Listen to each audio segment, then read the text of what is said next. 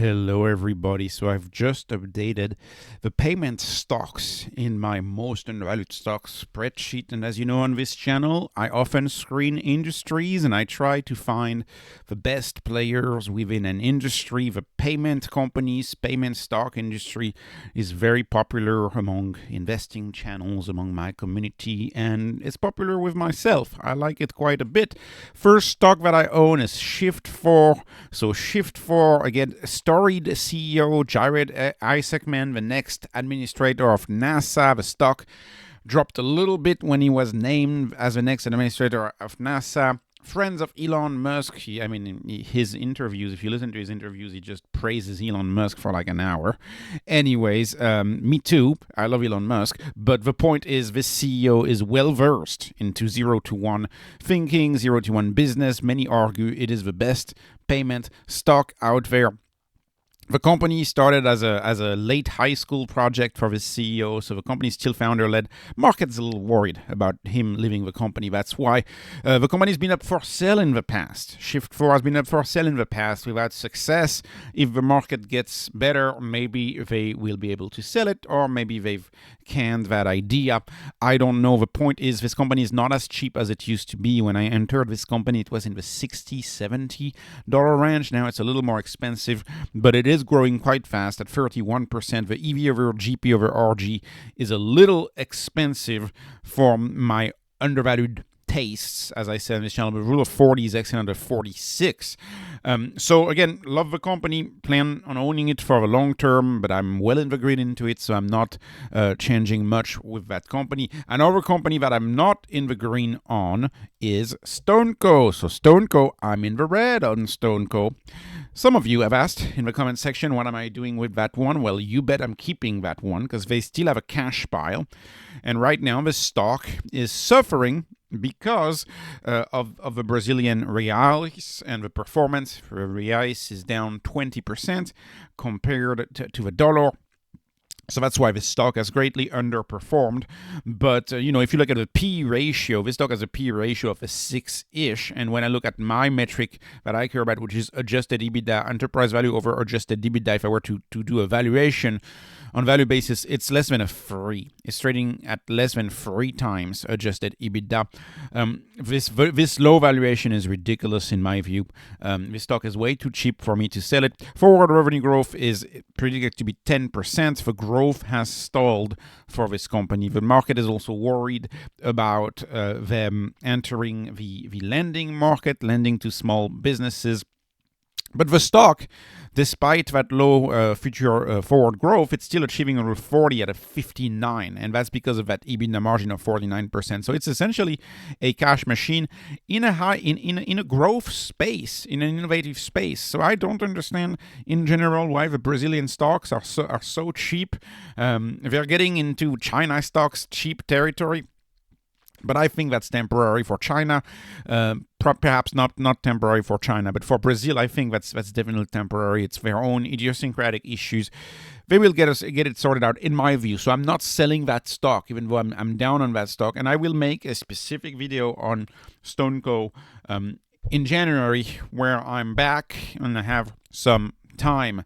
A stock that I find expensive is PayPal. And I know PayPal is a darling of YouTube. I know people love PayPal. I actually briefly owned it, quickly sold it. I find PayPal very expensive for the growth. The growth is low, predicted to be 7% for next 12 months. So that's way too small for me to get excited. By the way, Stone, I wouldn't be excited in Stone right now. To be clear, I'm not adding to Stone because that growth has stalled. I was buying it when the growth was much higher. Some of these companies have had a hard time sustaining the growth. The price of PayPal I find expensive, both on a price to revenue basis and of course on a price to adjusted EBITDA basis at a 14x. Again, a little expensive. What's especially expensive is the EV over GP over RG, which is above a 1, which is expensive for me, and they don't achieve the rule of 40. So you're paying up for a stock that doesn't achieve a rule of 40. I think the stock may be a little expensive because it's in all of the indices. It's the big payment behemoth, the original payment space company, and it's in the big indices, and so people are paying up a premium for it. It's not for me. I see why value investors, though, I like the hardcore value investors, I see why they would love PayPal. A stock that I used to own too a while back, but I sold it, is Square. Square, of course, is the owner of the Cash App in the United States, which is kind of a number one payments app. They, a lot of people are optimistic about their Bitcoin business and them selling the Bitcoin and keeping some Bitcoin. Square is simply too low growth for me, predicted to grow revenue at 16%. Square, in many ways, is a sort of a neobank. They're pushing their bank cards, they're pushing direct deposits among a lot of customers. They have a lot going for them, but it's an expensive stock. And it doesn't grow as fast for me, so that's why I'm staying out of Square. But make no mistake, they are the leader in their own space, in my view. I find Cash App more used than Venmo. Right? Venmo belongs to PayPal. Venmo is today kind of the 2010 option. The 2020 option is Cash App. Square, worth mentioning about Square is their payment terminals. Their payment terminals. They have a bottom-up approach where they started with small business and they're trying to sell up. Shift4, on the other hand, has had a top-down approach where they sell to large accounts and large accounts first. And I think that partially explains why Shift4 has some of the best growth out of all of the stocks that I cover today, all of the payment stocks in my spreadsheet. Moving on to Dlocal. Dlocal is a stock that I used to own, and it's a stock that I sold. I think I broke even on that one. I was roughly flat. The reason why I sold it is because I was getting annoyed by the short sellers. The short sellers kept attacking that stock. They must have attacked it 3 or 4 times. It's too bad because it's a stock which, quite frankly, is the numbers look good on this one. They always have. I've always found the numbers to look good on Dlocal. Growing 31%, predicted next 12 months. EBITDA margin is 20%. But again, you have short sellers attacking it, saying, oh, the numbers are not what they're supposed to be, and things like that. Even though they keep clarifying.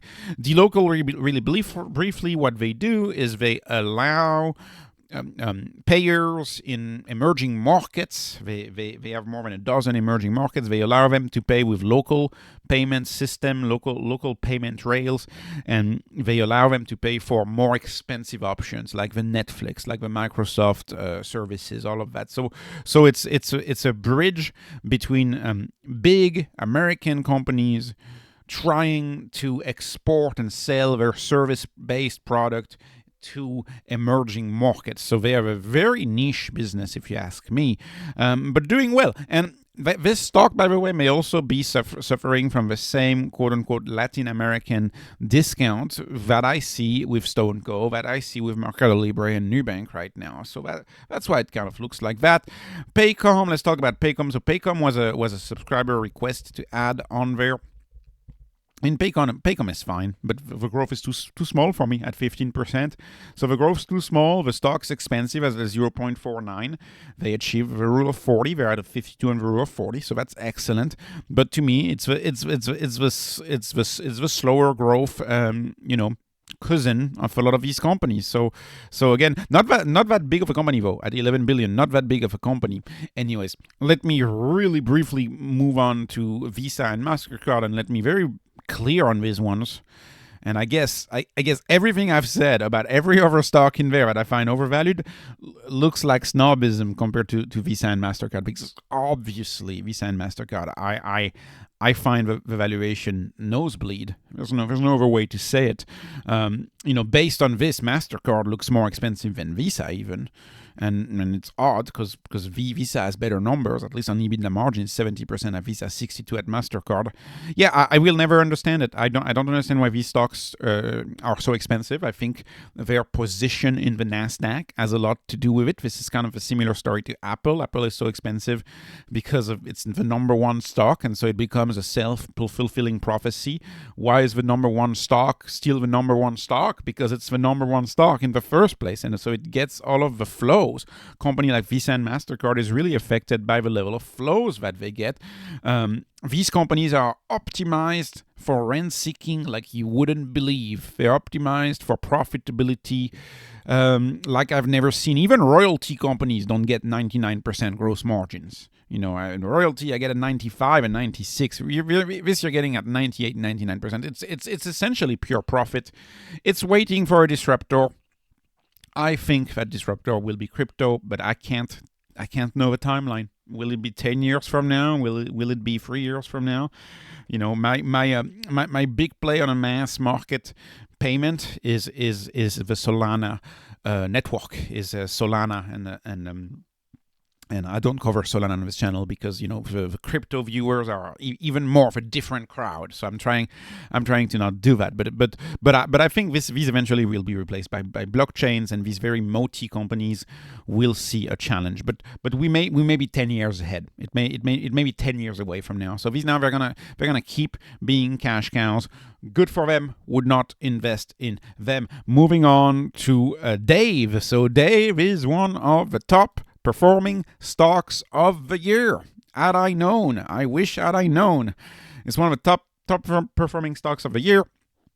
They provide financial services. I think it's to more like entry level market, more like people trying to get started out. I'm not trying to chase. It's up 970%. I wouldn't buy it for that reason because I'm not trying to chase a stock that has already run. The numbers look decent. It's cheap at a 0.26, but they don't achieve a rule of 40. They're at a 24.